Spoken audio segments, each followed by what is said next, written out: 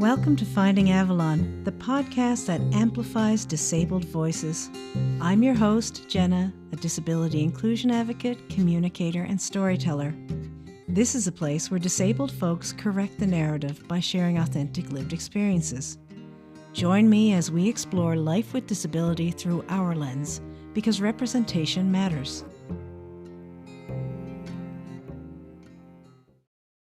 Welcome back, and thanks for tuning in to another episode of the Finding Avalon podcast. This is a place where authentic disabled representation takes center stage, one story at a time. On this episode, we've got Kristen Herrington joining us. Kristen is an award-winning multidisciplinary artist, curator, podcaster, and author based in Halifax, Nova Scotia. Kristen lives with tinnitus and hearing loss. She's the founder of Togetherland Art Gallery, an innovative creative space housed inside a converted church in rural Nova Scotia. Kristen has led numerous initiatives, including hosting guest artists and community-driven events and workshops. Her work has captured the attention of media outlets like CBC, CTV, Global News, Saltwire, Here and There Magazine, and Eastlink Television. Kristen is also a 2024 recipient of the Canada Council Explore and Create Grant and Arts Equity Funding Initiative through the province of Nova Scotia. Welcome, Kristen. Well, thank you for that introduction, Jenna. My goodness. You are just on fire already. You are absolutely in your element with this podcast. So I'm really happy that you are entering this space at this point in your life. You're ready. Thank you so much. That means an awful lot, especially coming from an experienced podcaster. I really appreciate that. Kristen, I've heard your name several times since moving here to Nova Scotia, always by people who meet me, and right away when they learn what I'm doing with disability inclusion advocacy or my arts and culture background and interests, they keep saying, "You have to meet Kristen. Do you know Kristen?" And I keep going, "No, but I need to. I'm going to." And so now it's like the perfect time to meet this legendary lady. I feel like kindred spirits already, and we're just getting to know each other now. So I think this is certainly a meant to be conversation. I totally agree. I'm so delighted to have you on the podcast and to feature an advocate and a creative who's right here in Nova Scotia as well. I'm grateful that this is the moment that it happened. Now is our time. And it is sort of niche to have such shared common interests. So it's one thing to be those that are advocating for others with disabilities and having that shared experience ourselves, but also being in the creative world and in podcasting and speaking. Like we certainly have a lot in common. Yeah, I feel like all roads led to Kristen. What do you think? Should we get right into it? I'm ready when you are. So, Kristen, tinnitus is the perception of sound that doesn't have any known external source. So, other people can't hear what you're hearing. And it's commonly described as a ringing sound, or sometimes it's a roaring or a buzzing. In Canada, it's estimated that 60% of adults have hearing loss, tinnitus, or both. And many Canadians with hearing loss are often unaware of it because the effects can be gradual. What would you like to share about your experience with hearing loss? Well, how you've started this really was enlightening to me because the more I speak out about tinnitus and hearing loss, the more I hear from others that are going through the same thing. And so I think people can relate to tinnitus in particular through maybe moments in time, not necessarily the 24/7 like I experience it, but maybe after a loud concert or, certain things like that can cause that temporary ringing. So there's a bit of an understanding there, but it is very hard to describe what this sensation is like and what it quote unquote sounds like because it's not an actual sound that I'm hearing. It's your brain kind of recreating this upper range of hearing that I had lost, at least in the early days. But my experience is not so unlike other stories I've heard, with the exception of there's never really been a diagnosis or a root cause. So I mentioned earlier, maybe you were around a loud noise and that can cause tinnitus. For me, it started with I was flying home one day from visiting friends in Ottawa, like I had done so many times before, and woke up the next day really with more of a fullness in one of my ears. And that didn't seem all that unusual because we've all had things happen to our ears when flying. But it persisted long enough that I opted to go see my doctor. I was a university student at the time and just went to the campus doctor who did a number of tests using a tuning fork in his office. So he put the tuning fork around my head, and I was supposed to answer where I was hearing it. And he left his office and came back a few minutes later, and he said, "Oh, they're waiting for you up in the emergency room." And I'm like, "Okay, this went from 0 to 100 very quickly. Like, why am I going to the emergency Mhm. room?" Yeah, that's And very apparently startling. yeah, and I was there just, casually on my own, and he said that I had answered all of the questions the opposite of what I should have, which still didn't mean a whole lot to me. But I walked up. I remember it was pouring rain that day, but walked up to the emergency room on my own still, and there were a couple of ear, nose, and throat interns that were working that day, and they took me into a room and strapped me down on a bed, like, strapped my head down and my chest down, and I remember they wheeled this. It was like a needle on the end of an arm, and I remember it even had that kinda creepy cranking No. noise like a horror movie, Oh. and I'm like, "What is happening?" But, I'm young, I don't know what's going on, you just trust that this is going to fix whatever problem is happening, and they punctured my eardrum, and it was incredibly painful. They put a steroid in, like a liquid steroid that just felt like my face was burning off, and it was from that day, actually, forward that I have had tinnitus and progressive hearing loss. So I will never know if there was something else that could have been treated.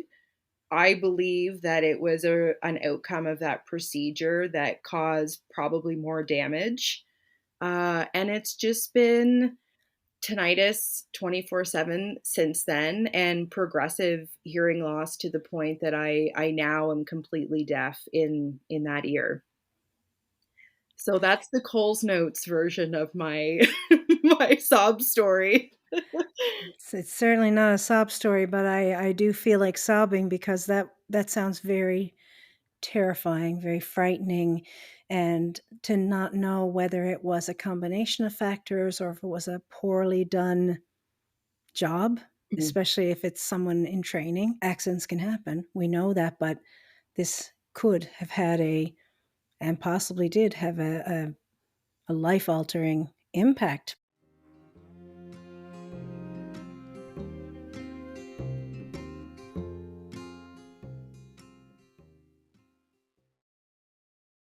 Did the deafness come on gradually or right away after that procedure? Like how did you realize that in that one ear there was nothing, no sound at all? It was certainly gradual, and for the first few years of experiencing this, it was only, 2 or 3% hearing loss year to year. So, it was noticeable that it felt different than my good ear, but not so abrupt that, it felt alarming. Although, when I reached about 50 or 60% hearing loss, this was maybe 2 or 3 years ago now, I did wake up one morning and that remaining hearing was just completely gone out of nowhere, and this was, like, 6 or 7 years later.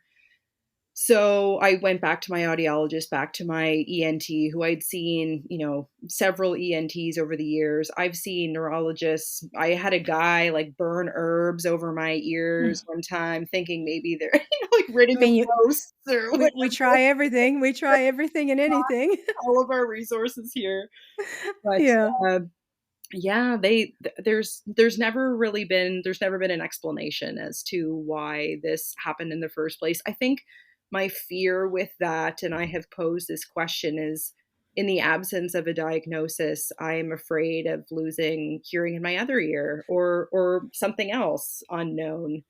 Mhm. And that uncertainty has almost bothered me more than learning to cope with what I'm dealing with now. Right, it's like an entire other type of anxiety. There's the coping with something that is changing and continues to change, and then the not knowing, Yeah. right? And that takes a lot of emotional and mental and physical resource.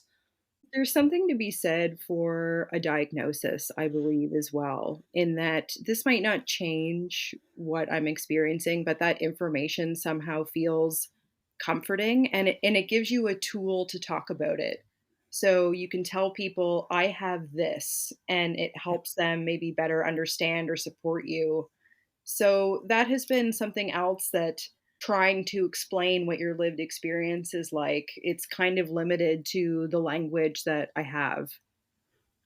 And when you're a young woman with no visible disability, I'm sure you've heard lots of comments around what it could be as opposed to Oh, how many times have I heard that I'm just too stressed out? And you yeah. think, wow, if this is making me go deaf, it must be pretty bad.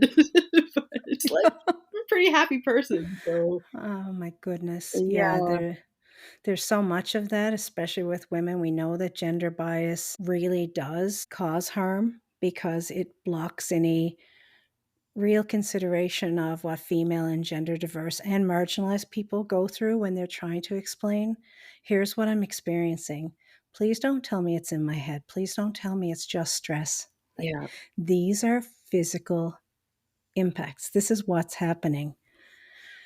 I'm so sorry you went through that. Like, I worked in government for a number of years, and trying to explain my circumstances to get accommodations, like I need to work in a quieter office if I can, or going to some of the bigger events that were required of me, and just needing to position myself even in a room differently. Like, even those smallest things that I knew would give me comfort were kind of overlooked, again, because there was no diagnosis. If I said, I have diabetes, I can't eat this thing, that feels really clear and understood to the Yeah, people that are around you. But something that's a bit more abstract and, like you mentioned, invisible makes it a different experience.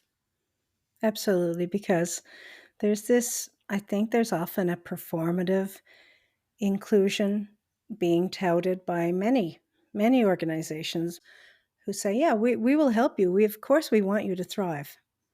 But then it comes down to the nitty gritty of what is your diagnosis? Give me all that information. Oh, well, if doctors can't really agree on what it is, and Mhm. we don't have words written on this line on a form, sorry, you're just going to have to cope and good luck. Yeah. And that is the furthest from accommodating or accessible or inclusive that you can get. It's so true. It's something actually that I'm only really thinking about now. Is I had a really hard time standing up for myself in that example. I ended up leaving that job, and I'm very happy to be pursuing my life as a creative person now, but in hindsight and looking back, I really believe that it's something I would be more confident to talk about now, and being overlooked in some of those requests. So, Yeah, and if those processes weren't so rigid, and of course, self advocacy only comes with experience. That confidence yeah, only comes with experience, right? yeah. So anybody should be able to access the process in a more humane, accessible way. So, yeah, who we were at certain times, yeah, that's different, but it's also a system that you're caught up in. You could do everything right and still end up feeling like, you know what, I've got to make this decision and I'm going to leave and pursue something else, you know? That's right. It certainly has been a learning experience, not only for myself, but allowed me to recognize in others that they might be going through something not only similar to me, but potentially something I don't understand or that's invisible, that I feel more willing and that desire to understand and accommodate as best I can. But yeah, you're constantly figuring things out, and that has been something that I cherish as a takeaway, is what it has taught me, not just about myself, but of others. Learning to have empathy comes easy to sensitive, creative people like us, but empathy for ourselves can sometimes be a little harder, right? So how did you come to a place where you were gentler with yourself during a stressful process? Any day now, I'm sure I'll arrive there, but Okay, I'm sure I'll be there a few years after you. I still got some work to do. It for me, really, it's been a practice of saying no. I think because I have wanted so desperately for my life to just feel like it used to or go back to normal.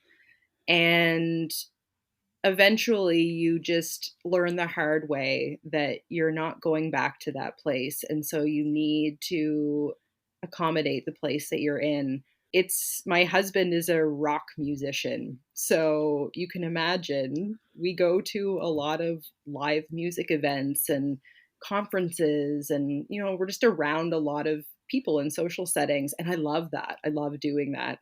I feel really connected, and I love the idea of community and celebration and, of course, the arts, but I pay for it if I'm in those environments. And so I have had to learn to pick and choose what I want to do and what the days after are going to look like for me. It's almost like a hangover feeling I get Yes. if I'm in a noisy environment from my hearing loss. Like you can imagine, it's just one ear taking the brunt of ampli- amplified music and glasses clinking and people cheering and laughing, and it's a beautiful environment, but it's very, very hard on my mind and body.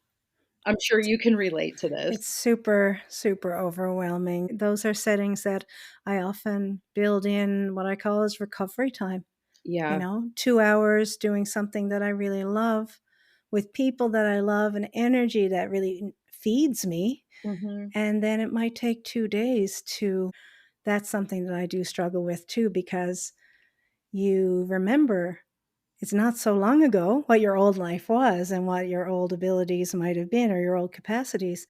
I heard somebody describe it this way recently. Somebody said that coming to terms with their chronic illness is like what other people describe as the new normal after COVID. People who felt their lives had shrunk during the pandemic when they couldn't participate in life the way that they did and all of the mental health impacts that that had. So, your new normal, we know the world has not gone back to quote unquote normal since the pandemic. Mhm. And in that person's case, with their chronic illness and the changes that they were experiencing and the grief that came with it, that was a way of comparing it so that it was a little more relatable for somebody who is not disabled or not ill. I think that's a great way to explain how you may feel emotionally, because there is a grieving process. There is a feeling of loss. There's a feeling of confusion of what will my life look like from now on, very much like post-pandemic times. Yeah, the The before exception is times and the after the before times. times, yeah. The exception is more the loneliness that you might feel or the isolation you might feel with your disability. I always find it comforting to speak with others who suffer from tinnitus. I immediately just feel like I love them and care about them and just want them to know that somebody understands and somebody is listening, and it's such a yeah, it's such a lonely feeling, I think, for a lot of people who feel misunderstood. Like, I think we all just want people to see us for who we are and feel like somebody gets us. And Absolutely. yeah, we recently interviewed Sean McMullen on our podcast. He goes by Saltwater Sean, and I know he has been interviewed a gazillion times from different news outlets or on other people's podcasts, but he's talking for the most part about his treasure hunting and diving. But what not everyone knows about him is that he too suffers from this permanent tinnitus. And I just felt so comforted to be just even sitting in the same room with someone who got it. And there were so many things that he would be explaining, like sitting in the back seat of the car and not being able to hear the people in the front seat, and how you can feel a little left out. It's Yeah. the smallest of moments, but they add up. And so you're kind of constantly feeling like, how do I fit into this situation? Or is that a place that I'm able to go? Or will I need the 2 days recovery after this? I listened to that episode and I really appreciated how vulnerable Sean was. And at one point, you had played a kind of a rendition or a representation of what tinnitus can sound like. And I hope people can listen to that. And that's just a tiny teaspoon taste of what that tinnitus sounds like. That was super powerful. Well, gosh, thank you for listening, first and foremost. And for a while, I have been wanting to add that soundbite into a podcast episode to give people an example of what I'm hearing or what the day to day is. And I'm fortunate that my husband Mike and the co-host of our podcast has is a sound engineer and has a studio. So Sean and I both were able to kind of guide him through this range of sound until it landed on the frequency that felt close, at least to us. And then we just inserted that over the interview, just like we're talking naturally. We didn't want to it be anything out of the ordinary because that's how it is for us. And Yeah, it's a realistic representation. yeah, yeah, and it felt really meaningful to me and powerful for like, there's people who I've known since this happened nearly 13 years ago that were like, I had no idea." Even though you Yeah. try to explain, "Well, it's kinda like a tea kettle," or it's kinda you Yeah. try to come up with an example that might be relatable, but having that exact sound actually overdubbed on the conversation, I felt was really important to us to be able to share that.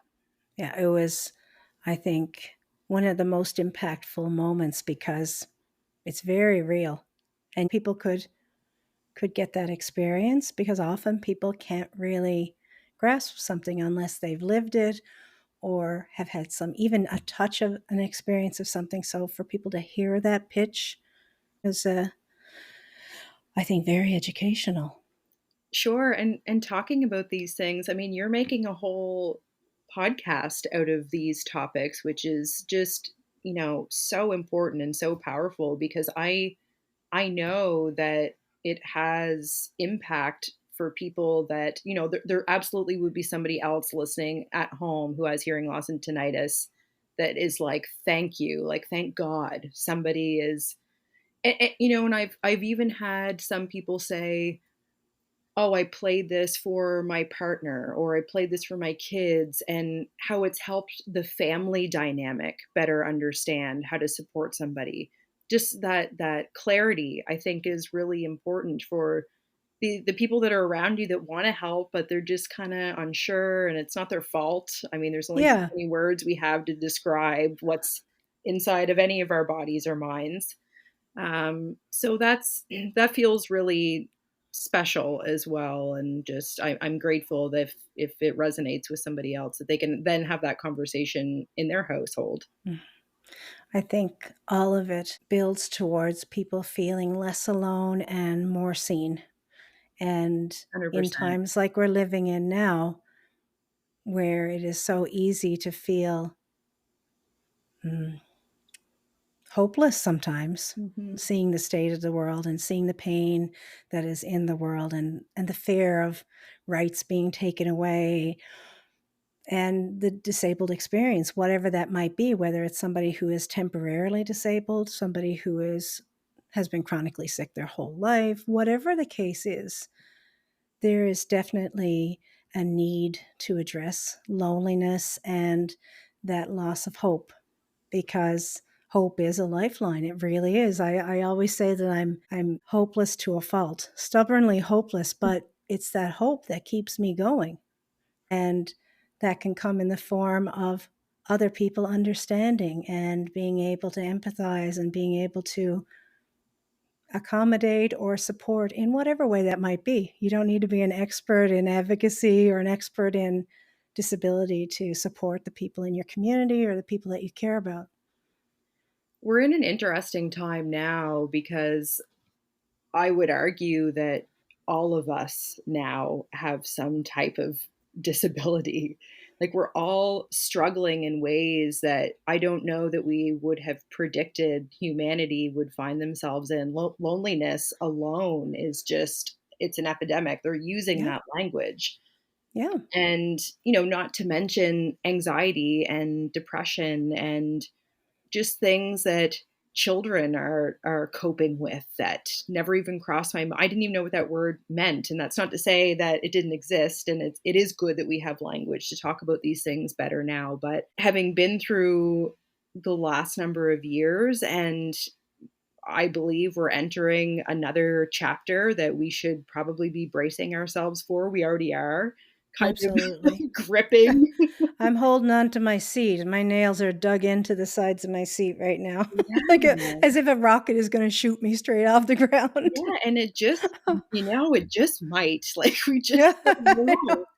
So I think we're all kind of just in this weird headspace right now, but it's upsetting, but it's also, like, kind of brings us together in a way. Like, we have this understanding, I think, of one another in a different way than when we once did because of these experiences that we've endured.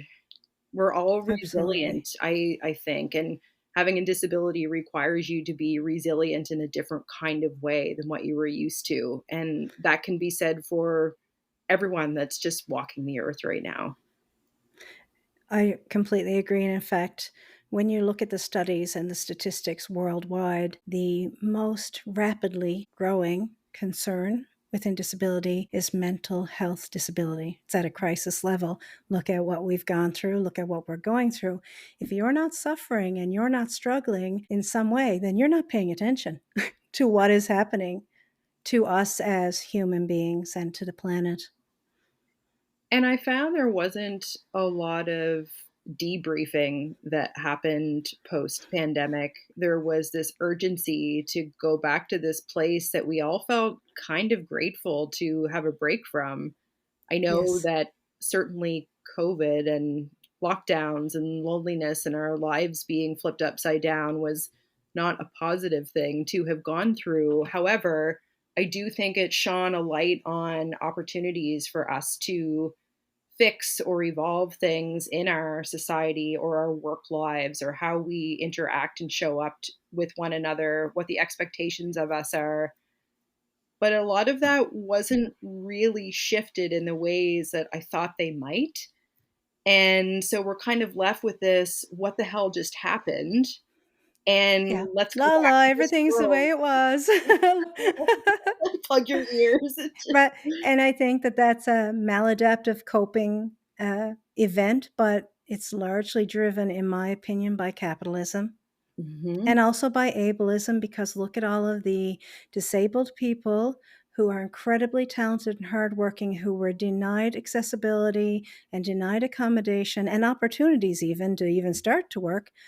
All these people were told in the work world before the pandemic, no, we can't do that. If we do that for you, we have to do it for everybody. Pandemic happens. They can do it for everybody. They could send everyone home. They can get everyone online. They could send you a desk and a chair to your specifications. Yeah. And Who suddenly knew? right? Who knew that was possible, right? And disabled people were saying this was all it took to see that these small accommodations that we were asking for brings us into society and into the workforce. We are contributing in larger number and in larger capacity than ever. Mhm. And now, of course, this mandated back to work situation, which starts to strip away the accessibility and the rights of disabled people, saying, well, you've got to come back in the workplace. And no, we're not going to make those accommodations for you. So it's like the window opened and then the window shut very hard. That was the turning point for me that I left the government job, was when I got the email that actually used the word mandate back to the office 5 days a week. I was like, I fundamentally disagree with this. And I had a staff of, 15, 20 people that I had to advocate this Right. decision for. And I just thought I'm lying to these people that I care about. Like, I can't get on board with this. Ethically, you could not That's right. get in line That's and right. and go back to quote unquote normal, which Mhm. meant not being true to yourself and excluding people. So I really commend you on your ethics behind that, because that cannot be easy, leaving your job and leaving what you've worked towards. But in another way, the pandemic has really opened up people's minds to, this isn't the way I want to live. There is often a light at the end of the tunnel. Those are the things that we have to hold on to. We're experiencing that now as a nation. Everything is possible. There just has to be the desire and willingness to do the work. Yeah.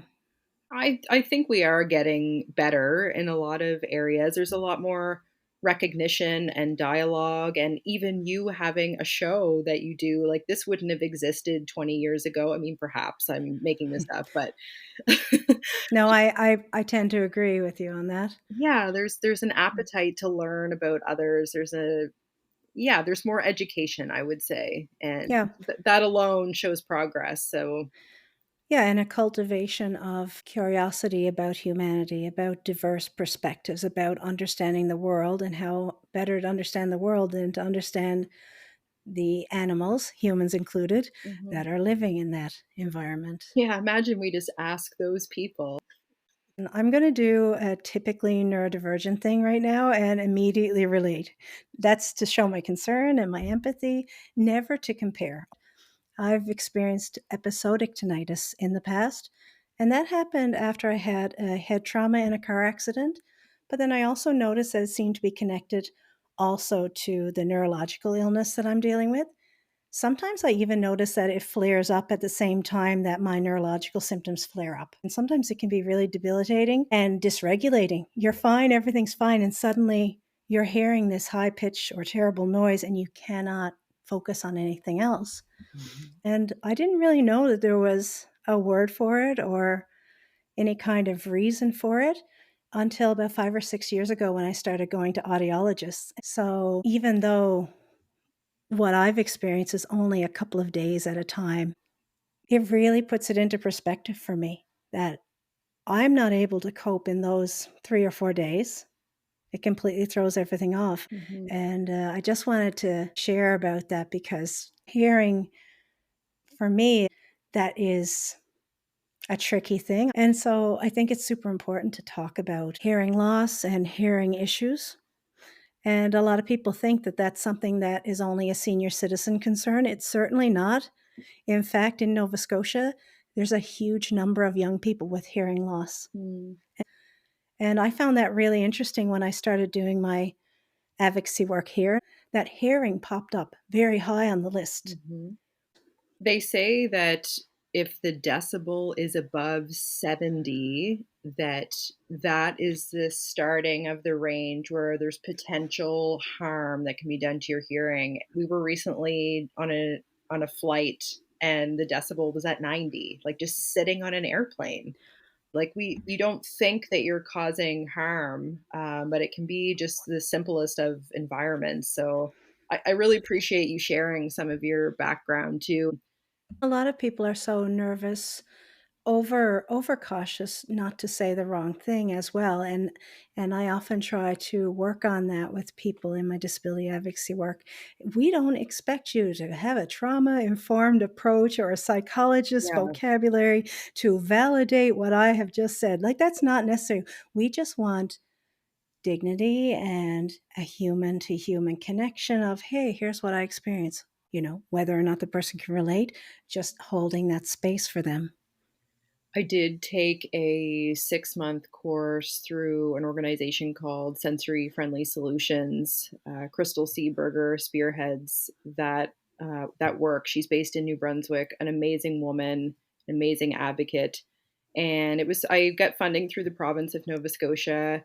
It was a way for me not only to better understand myself and how to talk about it, but how to ask questions like we're talking about now. Like, what is a way to initiate a conversation? What is a way to make accommodations? When I opened my art gallery a couple of years ago, so transitioning out of this government job into my alter ego, I suppose, into this artistic life, it was important to me, especially because at least in part, the reason of me leaving that job was because I just wasn't feeling well, and I knew if I stayed there, it wasn't going to get better. I needed to figure out a way that I could feel good and bring some attention to this. And so I went through this training, and she even came and did an audit of the physical space, and we were able to make adaptations. I just learned so much through the training from her, but it also has given me this hands-on power now. Like I'm able to better communicate and accommodate and ask those questions. And I would never expect somebody to be able to reciprocate that. Like that's part of why you take training in something. But Absolutely. it's been a real eye-opening opportunity for me, and I like to think that it has benefited the patrons of the gallery as well, of course.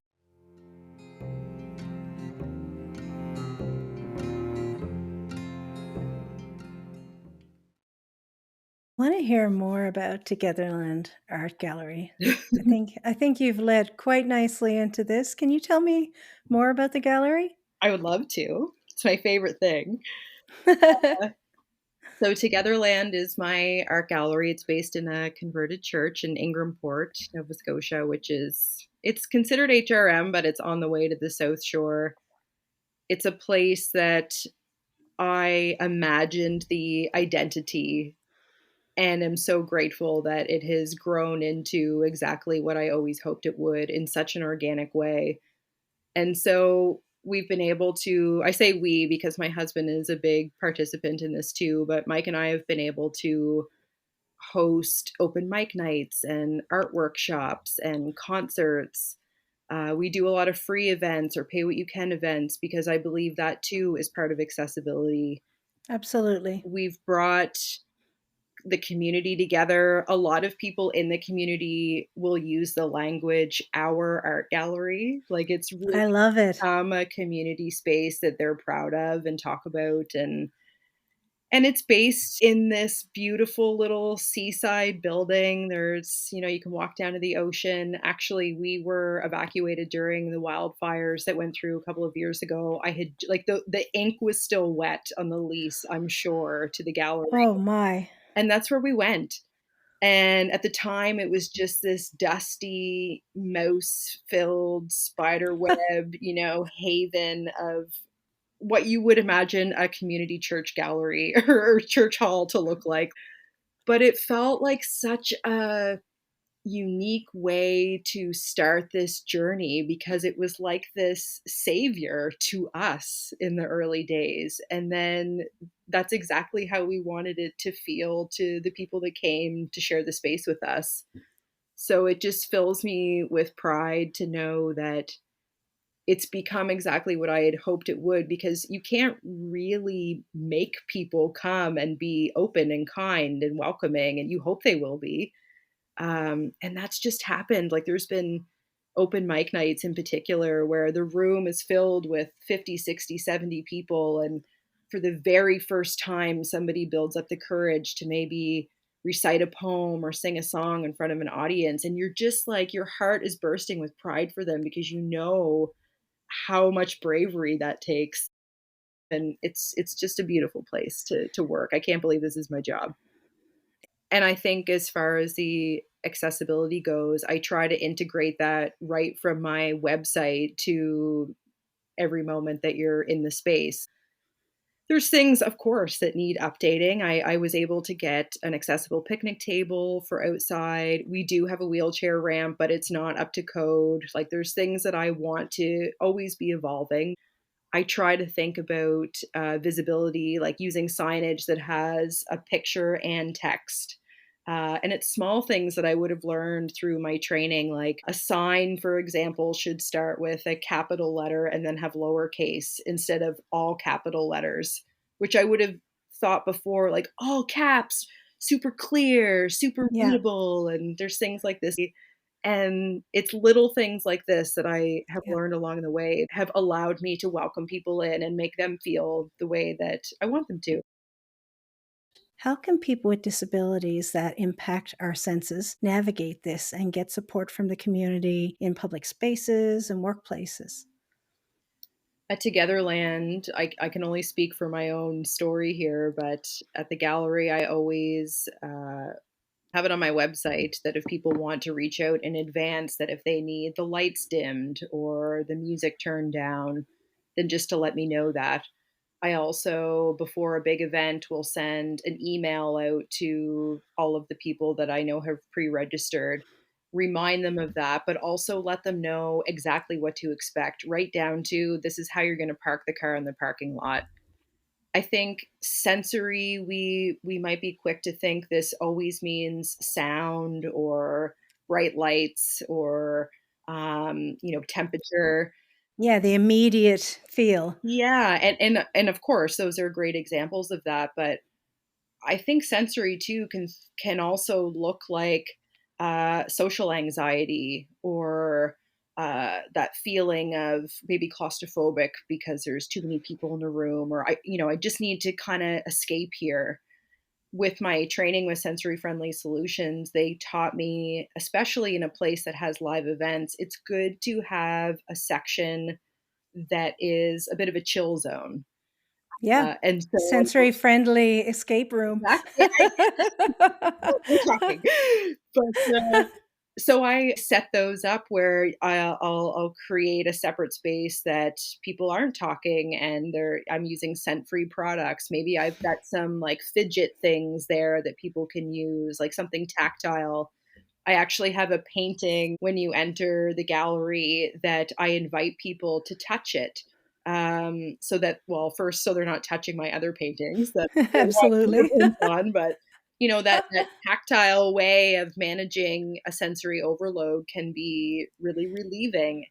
And so Yeah. we just talked about how we can't understand or accommodate everything, but again, the intention is there that you have to recognize that overstimulating or when you have sensory overload, that can look different for a lot of people, and the reasons they experience it can look different. People often misjudge as a personality flaw or a temperament issue when they're not realizing it is part of invisible disability. Yeah. And then they may react or kind of rush out of a place and or leave early, even if they do it quietly and discreetly, and their heart might be knocking inside their chest. Mhm. Maybe their allergies are so bad that the person who came in with a ton of perfume that I know people who have had to leave spaces because of that. And it cuts short their participation and their enjoyment of a space, especially like an art or culture space. Well, and that's the other thing is finding that balance with an art gallery because it's also meant to be stimulating. I like color, I like sound, I like immersive art, so often that's my desire. That's as a creative person what I want to make. That's what I'm attracted to, but there's just a bit of that mindfulness about letting people know that this is what this show is going to look like. That Yeah, this is this is what you're comfortable. walking into. Yeah, yeah. Yeah. And And I love art install, even though I can get overwhelmed, my senses can get overwhelmed. When it comes to art, it's almost like I just embrace it. I want that overwhelm. The only time I think that I would probably just end up fleeing the situation would be if there was a really strong smell of mhm. perfume or some other kind of thing that affected me, like respiration wise. But other than that, all of these sensory experiences, I love to see that in art gallery. Bright colors, textures that I can touch. It's another example of that thing that you're like, this is worth the aftermath. Yeah, Yeah. it's a good tired because you've really fully immersed yourself. And I love immersive art Yeah. because life is immersive, right? So why should art not follow? That's so true. Are you someone who, if you are feeling that overstimulus, that you are comfortable just to leave? Yeah, Yeah, I get out of Dodge pretty quick. yeah, I'm a fan of the Irish goodbye or the French exit. I mask. I'm a champion masker, so a lot of people now that I'm more and more open about my neurodivergence, a lot of people say there's absolutely no way you could be autistic, and I go if you saw the layers that I have to put on with this mask, mm. like I should have an Oscar at this point. Where is my golden statuette? Because It is. You learn to mimic to survive and stay safe from the time you're a child to however old you are when you do get a diagnosis. And I love to be in spaces like that, but there are times when it's almost like the Control Alt Delete button gets pressed, Mhm. and I will very quietly do the Irish goodbye. Nobody will even know that I'm gone until later. I try not to worry anybody, obviously. Like if I'm with somebody, they'll know because I'll say, "Hey, I've got to go." Usually I try to go outside for a bit and breathe, and cold air for me is very regulating. So I go, "Let me go outside, get some cool air." And put my earplugs in if they're not already in, and just take a minute, and if there especially if there's no scent issue, because if I can't breathe and I start coughing or having any asthma issues, then I just wanna go home because I'm not Yeah, gonna put myself through that. yeah. But if it's something that sets me into overwhelm, I try really hard to manage it because I wanna be there, I wanna participate, I wanna experience that, and I don't always have full control over that. I do listen to and respect my body's signals more. And I do still push myself, but now that I have a better awareness of what causes me overwhelm, I'm a little more unapologetic.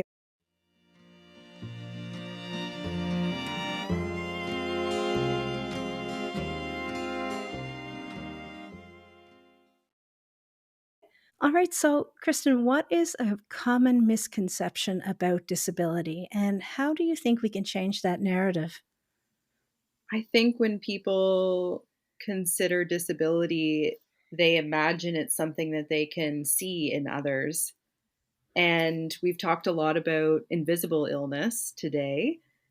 I think that is something that we need to consider when we're just out interacting with people in the day to day, that anybody can be walking around with a disability. So I would say there's this misconception that it's obvious or known or something that we pick up on really quickly, but we know what it's like to live our day to day. And I think that we adapt, and we talked about wearing the mask. Never know who is out there going through that very experience. And so I would say that I don't know that we can necessarily change how those people are showing up, though I encourage everyone just to be their authentic self, but rather just being compassionate with everyone you run into. And that's how we gain more recognition and just have more empathy and kindness in general, no matter who you're encountering. Absolutely. Disability is like an iceberg. You don't have any idea what's happening under the surface, what any person is experiencing in their life, but especially if it comes to chronic illness, temporary or permanent disability, neurodivergence, you might only see that little glistening shiny piece of ice that looks really nice on the on the top of the water, Mhm. and you have no idea how far down that reaches and how those crevices are shaped and where the dark parts are, where the difficult parts are, where the hidden parts are. And I think it's an analogy that feels comfortable for me to use because I'm from Newfoundland where we have Iceberg Alley and I grew up with giant towers of ice passing by all the time. And knowing that icebergs can topple and flip over, and there can be quite a lot of damage. Kayakers who go around icebergs carelessly, it can flounder and flip over, and giant pieces can fall off. People can be harmed. Well, the same thing can happen when we make assumptions, when we exclude people, when we discriminate, when we don't try to understand, harm comes to that person or that iceberg or that kayaker who is carelessly navigating around the iceberg without looking at what it really is. It can be harmful to ourselves too to make those assumptions Yes. of others, because it can be misinterpreted as they don't like me, or they don't want to be here, or they don't want to come to my party, or whatever it is. But Yeah, and so you then turn it inwards and blame yourself, or make these negative assumptions. So I think there's that element of it too that we need to be thinking about. completely. Um, when somebody is chronically ill, for example, and a friend may invite them a few times, and then that person says, "No, I'm not well enough, and I really want to go, but I can't." And eventually they may stop being asked, right? Yeah. And that is a reality that can happen, but it's also important to be able to still reach out and say, "Hey, I'm feeling pretty good and I'd love to be part of it." You can't, well, people can and do sit back and let that kind of unintentional exclusion happen. But another part of self-advocacy is speaking up for yourself in gentle ways with your friends and the people that you love to say, "Hey, this is my experience. I know I had to cancel several times because of this. Please keep inviting me. And if I'm not well, please don't count me out. And I will also be vocal and make sure that I am communicating as well, because you can't just sit back and say, well, they just excluded me because of my disability." And then that loneliness piece we talked about creeps in pretty rapidly. Sometimes before I'm going to a concert, for example, I'll even throw a post up or a story in my Instagram that says, just a reminder, I'm going to be wearing earplugs. Please don't scream in my ear, kind of thing. Just Oh my goodness. just as So like smart, a, right? yeah, like this is helpful for everybody in Yeah. this situation. Public service announcement There you go. done for, Mhm. just so there's no misunderstanding, too, right? Exactly. So I think that's a nice and very clear way of giving an indicator. I'm here. I want to be here. Just here's some little things to think about.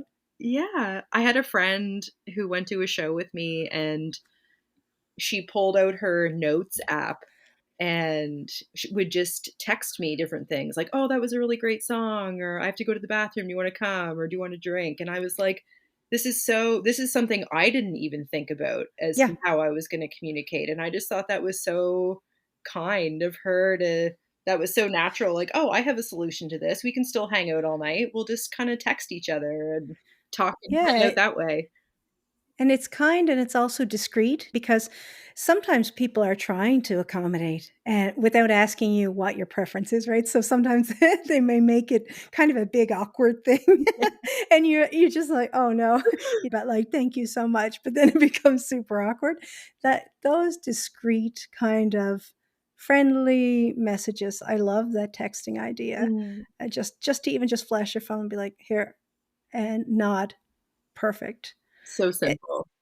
It's simple and it's logical. It's a loud environment. It's probably a dark environment. There's a lot going on. What's a quick tool that you've got in your pocket? And people that know me and know I'm deaf on my left side will always just if we're walking down the sidewalk, they know to walk on my right side. Like, Mike, I don't think you would find a photo of us with him on my deaf side even because he just knows I don't know, we've just grown used to that, so You've synchronized, right? It's like an organic yeah, synchronization. totally. And those are those beautiful human adaptations. That's right. All right, shall we do the playlist question? Awesome. What is a song or two that you enjoy that also speaks to your experience around disability? Well, this question's super fun for me because I love music and I love a musician. So I'm going to Yeah. choose one of my husband's songs. He plays in a band called the Town Heroes, and this is a song from their album called Please Everyone, and it's called Guts for Days. And it's a song that he wrote for me about going through this experience. And so it's a real tribute song to people whose lives have been changed or that they are dealing with a disability or something like that in their life. And it's a song that, he's dedicated to me at shows, but also something that we listen to at home if we're having a hard time. And it just talks about being tough and resilient, and it's kind of become like the soundtrack, I suppose, to all of this. It's like a personal anthem at this point. Yeah, it totally is. So that's one that I wanted to add to the playlist. And the second one Oh, is a song called Little Princess, which is by another East Coast musician, Christina Martin, who is a very close friend of mine. It's from her latest album, Storm. And Little Princess is a song that she wrote in recognition of her brother, who she lost to addiction and mental health challenges earlier in her life, and just sings so beautifully about her memories of him and in recognition of others who may be struggling. So not only are these beautiful songs and beautiful people, but I felt like they would be appropriate for our conversation today. Those are very thoughtful suggestions and very meaningful. I haven't heard them yet, but I can't wait to listen to them. So thank you for sharing it. Oh, it's my pleasure. Anytime I can gush about these 2 performers in particular, then I will. So, it's such a And finally, in 3 simple words, what does disability inclusion mean to you? So, I'm actually gonna give more of a bit of a tagline that Okay. is "Just be yourself," which is a little bit cheesy, but I wanted to No. go with this because I feel like that's the best advice I might give to somebody who might be worrying about how they show up or don't show up. Just be yourself, and this is who you'll be celebrated for, and, yeah, I hope that that little simple reminder can be helpful to somebody. Kristen, thank you so much for bringing us these very real and valuable insights. Is there anything else you'd like to share that we missed? Maybe you can tell us a little bit about your upcoming projects or your podcast. Well, I think you did an amazing job. I just appreciate the opportunity to be here and chat and get to know you. You were so funny and fun, and I just love you already. Oh, thank you so much. Likewise. I guess coming up, let's see. Well, we are off to Texas actually soon. Mike and I, we're taking our podcast, Mike and Kristen, down to South by Southwest, which is a big international conference. We went last year and it was just life changing, amazing. So we're really fortunate to be going back there. And I'll be opening my gallery, Togetherland, again for season 3 in June. So, working Wow. on my programming right now for that and just creating new bodies of work. So, I'm always picking away at new projects in the studio. I'm actually working on some additional pieces for a collection I get funding for called musical chairs, which are actually haptic chairs. So they vibrate. They're for the deaf and hard of hearing community. So I reupholster vintage furniture using my own custom made fabric and then put speakers on the undersides of the chairs so they vibrate. And so, yeah, I'm always trying to integrate some of my lived experience into my work, but also recognize there's lots more to me aside from just my disability. So, try to have lots of variety there. And just always looking forward to opportunities to meet new people like you that inspire me and that are sharing their gifts with the world. So this has just been a total blast. You are such a pro. Oh, thank you so much. No, I am so grateful, and I can't wait to get to Togetherland. I need to come down. I need to see it. I'm gonna be following along with your Instagram stories for sure. Well, thank you. And stay connected. I hope that we can keep in touch. I truly have really enjoyed your company and this experience, and I Thank know you, this won't and be our last time hanging out. oh, same. You won't be getting rid of me that easy, I can tell you now. Thank you for spending time with me and showing everybody a very real side of living with disability. Well, thanks for having me, and I know that you'll have nothing but success with your show. Thank you so much, Kristen.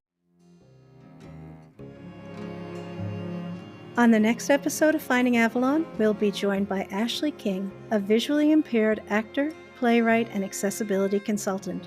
We'll learn about her awareness raising efforts around methanol poisoning and her sensational autobiographical play, Static, a party girl's memoir. Thank you for listening, and don't forget to follow and rate Finding Avalon wherever you get your podcasts and share it with others who love authentic stories like these.